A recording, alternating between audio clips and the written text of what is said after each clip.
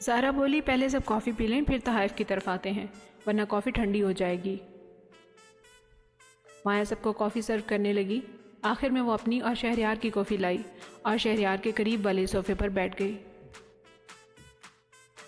شہریار کے قریب والے صوفے پر بیٹھنے کے بعد مسکراہٹ کے ساتھ اس نے شہریار کو کافی کا مگ پکڑا دیا۔ شہریار نے بھی مسکراتے ہوئے اس کی آنکھوں میں دیکھتے ہوئے مگ لے لیا۔ منظور نے پوچھا، شہریار بیٹا اور بتاؤ اپنے بارے میں، اور کیا مشاغل ہیں آپ کے؟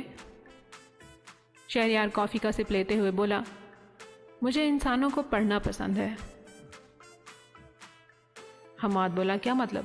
شہریار بولا، مطلب انسانوں کو جاننا۔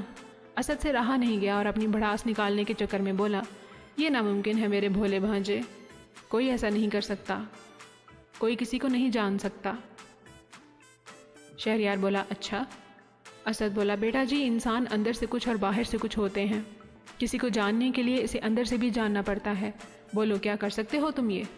شہریار گہری سانس لے کر اسد کو گھور کے دیکھ کے بولا، ہاں بالکل صحیح کہہ رہے ہیں آپ، ویسے میں آپ لوگوں کو اندر سے جان سکتا ہوں۔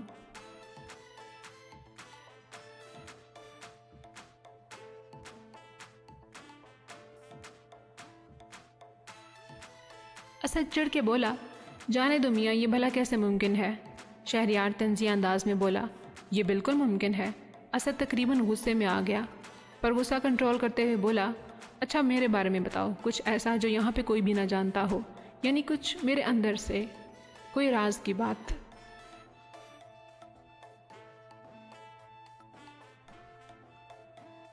شہریار سنجیدگی اور رعب سے بولا، سب کچھ بتا سکتا ہوں ویسے تو میں، آپ کا ہر راز۔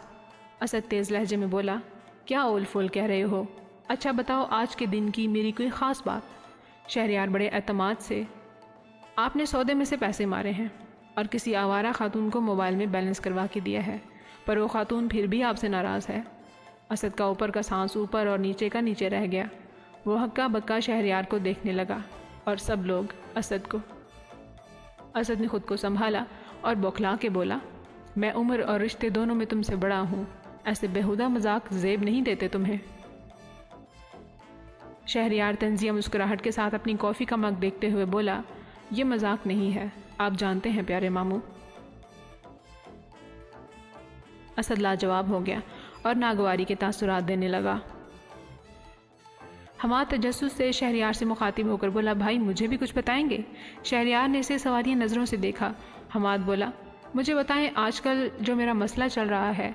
حماد کی بات کاٹتے ہوئے شہریار بولا، دیکھو حماد تم ایک محنتی انسان ہو، اپنے احمق دوست کے پیچھے اپنا وقت ضائع مت کرو، تمہیں اپنا کریئر بنانے کی ضرورت ہے، جبکہ تمہارا وہ دوست منہ میں سونے کا نوالا لے کر پیدا ہوا ہے، اسے بھلا کریئر کی کیا پرواہ، تمہیں اس سے دوستی چھوڑ دینی چاہیے۔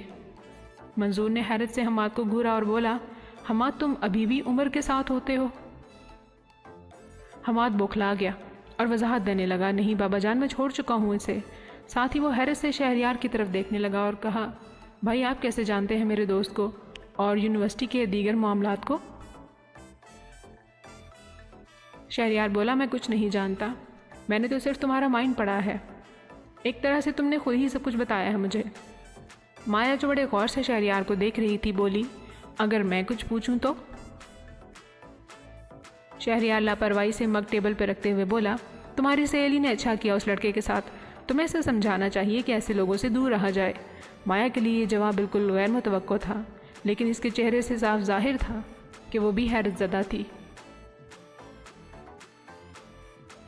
اس سارے منظر کو دیکھتے ہوئے ہچکچاتے ہوئے الماس شہریار سے مخاطب ہو کر بولی، بیٹا اگر میں… شہریار اس کی بات پوری ہونے سے پہلے ہی بولا۔